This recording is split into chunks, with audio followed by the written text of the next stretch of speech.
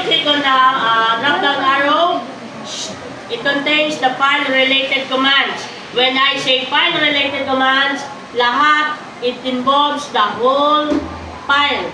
Every data of the file.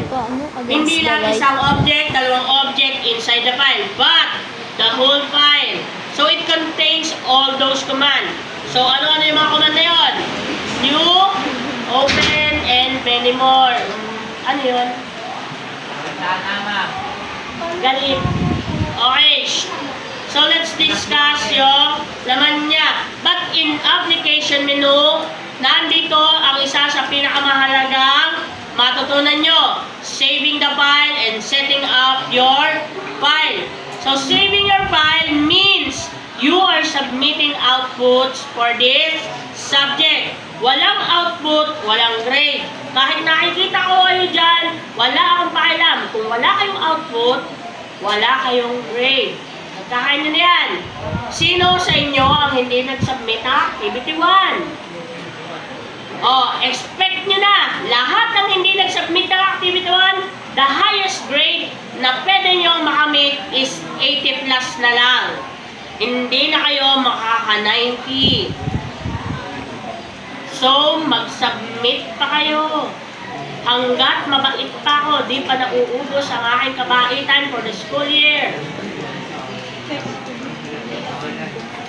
Okay. So, pinakamahalagang matutunan nyo dito is saving your file and setting up your file. Saving file, dali, save as. Now, setting up ang mahirap. Ano setting up? Dalawa lang ang pag-setup nyo na dapat matutunan. Number 1, ito. It comes from the drawing utilities, the drawing properties, and units. So, give me an... Kaalam niyo ba ang units? Uy! Control, coordinate, angle, display, format, precision. Can you give me an example of unit? Kung naiintindihan nyo ang unit.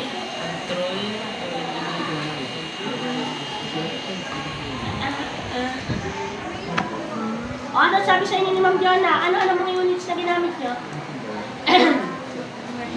Tapos dito ang kamay ng ini-estudyante ni Ma'am Jonah. 1, 2, 3, 4, 5, 6, 7. Uy, hindi na, estudyante ni Ma'am Jonah. Hindi, estudyante ni Ma'am Jonah. Understandable. Lahat ng estudyante ni Ma'am Jonah.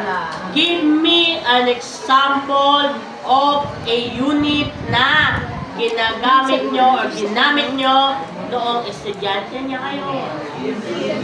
Very good. Centimeter. Give me another one. Millimeter. Another one. Inch. Ay, sinabi na, unahan ka. Another one. Meter. Puro meter. Ba't nasa metric na tayo? English naman. Millimeter. English. Very good. Inches. Ano sunod pa? Radius. Saan mo kayo English? Foot or feet. Very good. Ano pa? Pag bumibili kayo ng tela, ano? Yarn. Pag nag-speeding kayo, kilometer or mile. Very good. Alam niyo na. Those are the units. You need to know how to set it up. Bakit? Meron tayong tinatawag na scale. And sa scale, very particular sila pag sa units. Kung ano ang gagamitin nyong unit. Nag-drawing ba kayo using centimeter? Nag-drawing ba kayo using inches? Dahil kapag inches ang dinrawing nyo, pero centimeter ang pinagamit ko, mali na agad ang output nyo. Pag pinirint nyo yan, maling-mali ang mapiprint nyo. It will be in inches, not in centimeter. So every time, makinig kayo, every time nagagawa kayo ng file, you need to set up the unit. Lagi. Hindi ko na yun i-remind sa inyo. Meron kayong gagawin floor plan, set up muna nyo ang unit. I will show it to you. Gagawa kayo ng isa pang floor plan, but different file, set up the unit. Itatanong niyo sa akin, ma'am, anong unit? Huwag kayong basta set up. Pero pangkaraniwan, ang pinapaset up ko is in meters. Lagi pangkaraniwan. Pag hindi ako nagbanggit, set up your unit into meters. Pag nagbanggit ako, halimbawa inches ang pinagawa ko, then set up your unit into inches. Kahit hindi yan. Nagsabi ako, draw a square with 3 feet by 3 feet. Anong gagawin nyo? Ilalagay nyo, syempre is naka-feet. Diba? Dahil pag pinarin ko yan, dapat naka-feet. Okay. Next, we have the quick access toolbar. Okay. Picture na ito. Picture. Para sa definition. Picture. Ayan pa. Picture. The next part will be the quick access toolbar. Okay, discuss ko na ang integrated na ang ating activity. Kaya nga ano ginagawa mo, Iho? Hindi ka nagre-record, nagse-cellphone ka lang. Ha? Hindi ikaw, kaya katabi mo. Tubukan nyo, ha? Ayun, ako. Tigilan mo pag-cellphone mo kung hindi related dito sa ating subject. Quick access toolbar. Okay, integrated activity. Tigilan mo na. Dito ka tumingin. Gusto mo tumayo?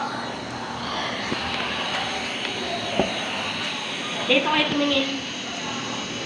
So, the quick access toolbar provides direct access to common defined set of commands like new, open, save. Saan nyo nakikita yung new, open, save, save as, plot, undo, and redo? Doon sa application menu. Hindi lagi yan nasa taas. Naintindihan? But, pwede nyo makita yan sa taas. Doon sa quick access toolbar. So, ganito ang magiging setup natin sa ating activity. Sa cellphone ka pa, Iho? Ikaw. Ay, ba't yan ka natin?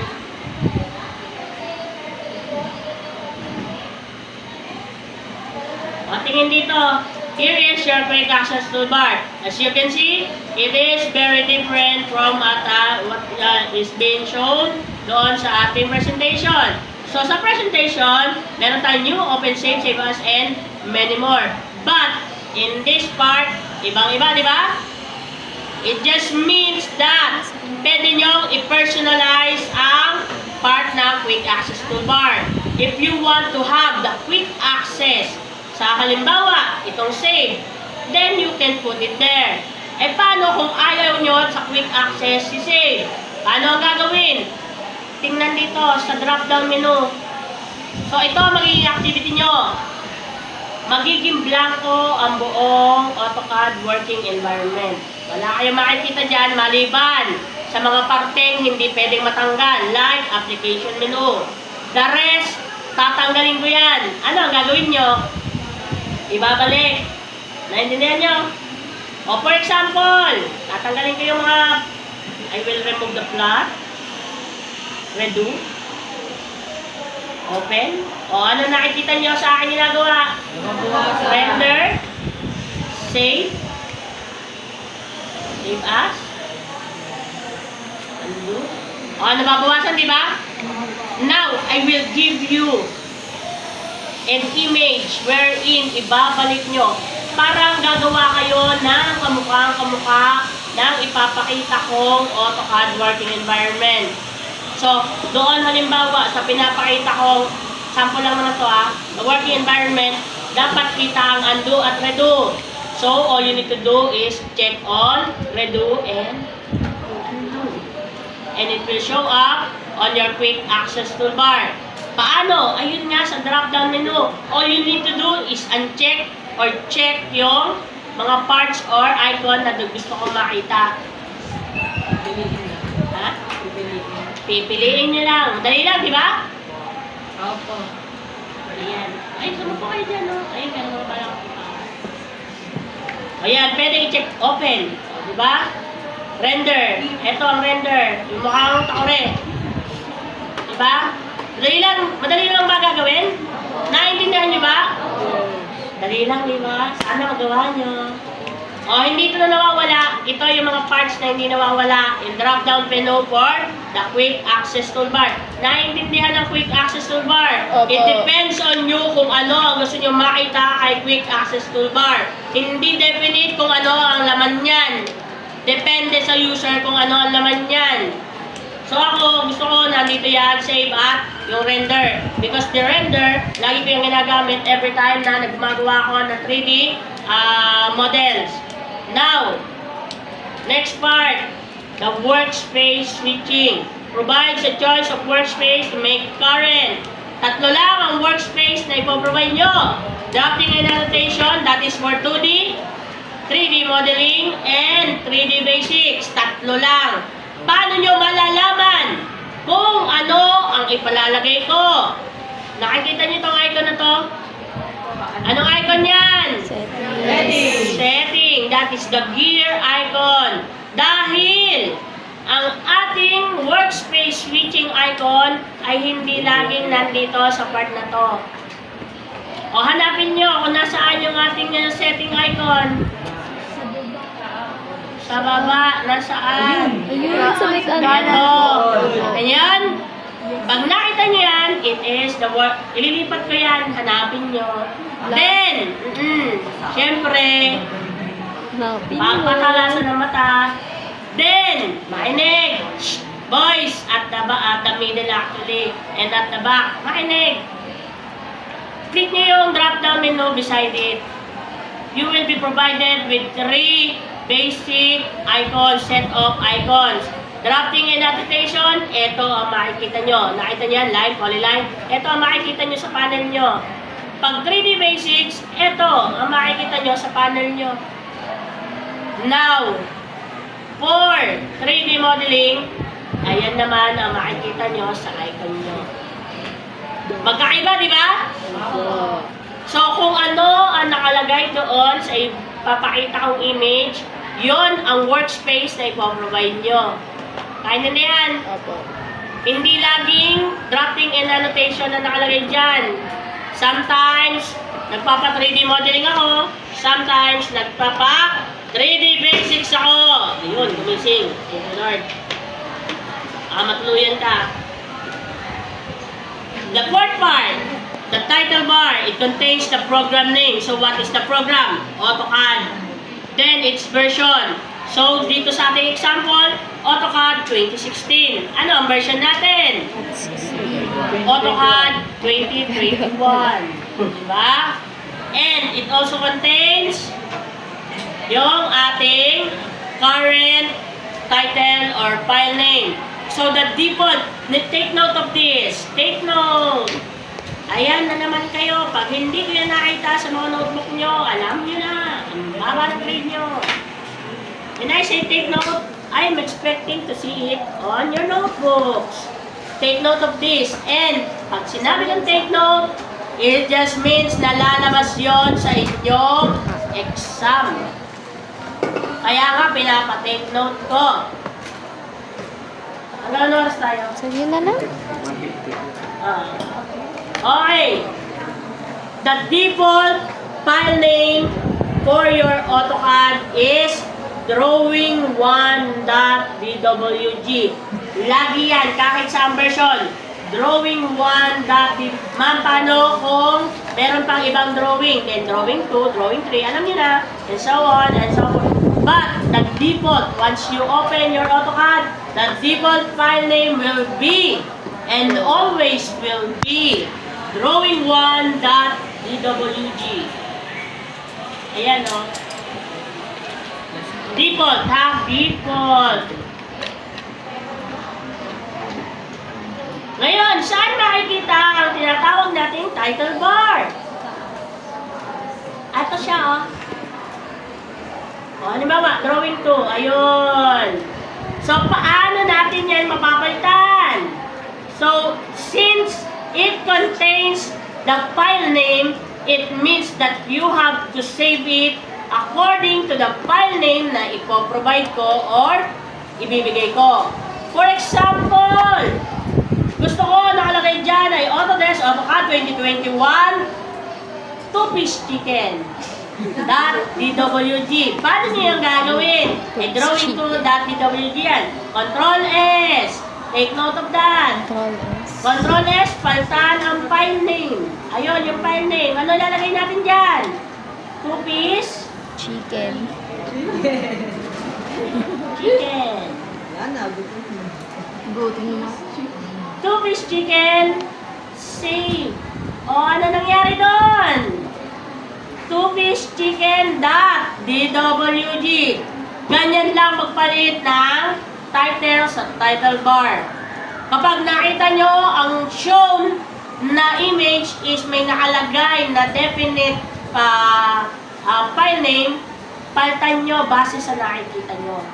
Kaya na yan. 2-piece chicken. Depende yan kung ano ang ilalagay ko, ha? O ganun magpalit. Ano dyan ang part na hindi nyo kayang palitan? This one. The AutoCAD version. Dahil hindi nyo naman talaga kayang palitan yan. Next part, number 5. The Information Center. So it is a tool that allows you to search for a particular data or document in the help file or a web if you are connected to an internet. O, alam nyo na, sa tingin nyo, magagamit nyo yan. Huy! Sa tingin nyo, magagamit nito ang info center. No! Bakit hindi? Meron talaga.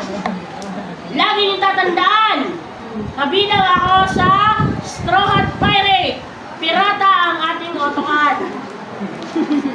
Oy, mahirap lang tayo. Ang isang full version, license version for a single device ay nagkakalaga ng 50 to 100,000 pesos. Sa tingin nyo, meron ba ako nun? Wala. Eh, 40 units yun. O, times 40, 50, 2 million. O, tingin 2 million. Sisiguraduhin ko, yan ay license version. Kung wala kayong ipoprovide na 2 million, huwag nyo na gamitin sa Information Center. Okay na tayo doon. Sa akin na lang kayo magtanong. Okay lang naman. Diba? Next! We have number 7. The second, take note of this, the second largest part of your AutoCAD working environment. Yung tinatawag natin ribbon panel. Now! Ayan. So, alam niyo na yung mga papalitan nyo. Quick access toolbar, yung ating title bar. Ito ang isa nyo pang papalitan using the workspace switching. Now, ito ang magiging problema. Kaya nyo palitan ang workspace using the workspace switching icon, right? Ay, paano kung nawawala ang ating ribbon? So, paano kung ribbon flows ang ganap nyo? Paano ibabalik yan? Type command. O, ano? Escape. Saan? Pinagano. Wala, kahit anong gawin niya. Command. Escape? Wala rin. Command po. O, anong command? Ribbon. O, anong command sa tingin nyo? Nakita nyo yung kanina? O, ano tunay ko? Ribbon. O, ano? Ang next nun? Para Open. Open. Sasakay ko kayo, porque ribbon close, ribbon open na. Hindi, ribbon lang. Ribbon. Oo, take note. The command to show the ribbon panel is ribbon. Double B ha, hindi single B. O, type ribbon. Ayun. O, ayan, it will show up. Diba? O, eh, paano kung nga nakalagay, binigay kong image, eh, wala yung ribbon. Ano, tatype nyo? Ribbon. Saksakin ko eh. Gusto ko nang mawala eh. Ribbon close. Take note of that also. Open notes tayo sa ating activity. That's why I'm making you take notes. Okay, kasi yung video, i-open na rin. Pero naka-headset kayo ha. Wala magpe-play ng video na naririnig ko ang boses ko. Lagi nyo natandaan, kung nakukulilig kayo sa boses ko, ganun din ako. O, next! we have the BUQ or yung tinatawag nating WCS, the World Coordinate System. This one is the control or it controls the display properties in WCS. It is a navigation tool. Navigation. O, example. Yan, kita niyo yan? One piece chicken. One piece chicken. I will, kanta natin to, kanta natin. Type, I will create a box. Ano pa naman? Sorry. Box. Alright, familiar kayo sa isometric, di ba?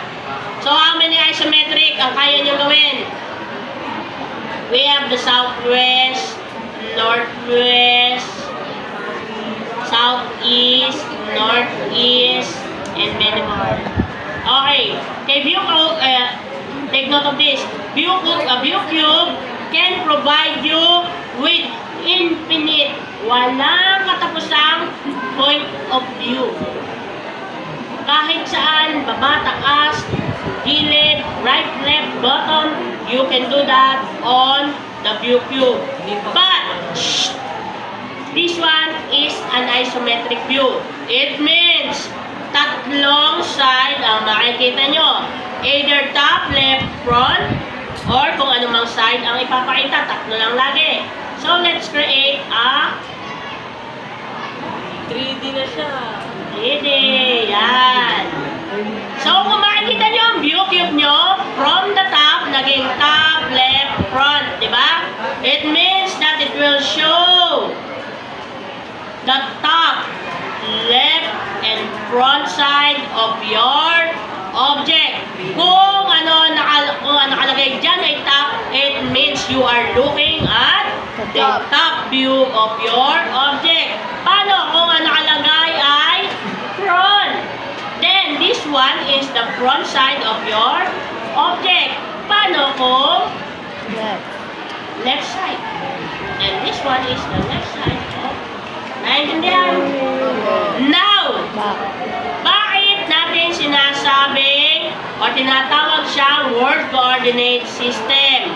This one is a definite, hindi mababagong direction ang word coordination. You cannot edit the direction inside the AutoCAD sa ViewCube WCS. Ang north ay mananatiling nasa north, ang east ay mananatiling nasa east, forever and evermore. Hindi nyo pwedeng baguhin. Nagawa kayo ng location map? Kay Ma'am Jonah? Location map or yung lot plan? Opo. Ano ang pinakamahalagang part ng drawing na yon? Yung ano ma'am? Tubig. O, sino magkakot sa inyong tubig? Tara. Hawak man. Hoy! Ano ang pinakamahalagang part? Yung view cube din.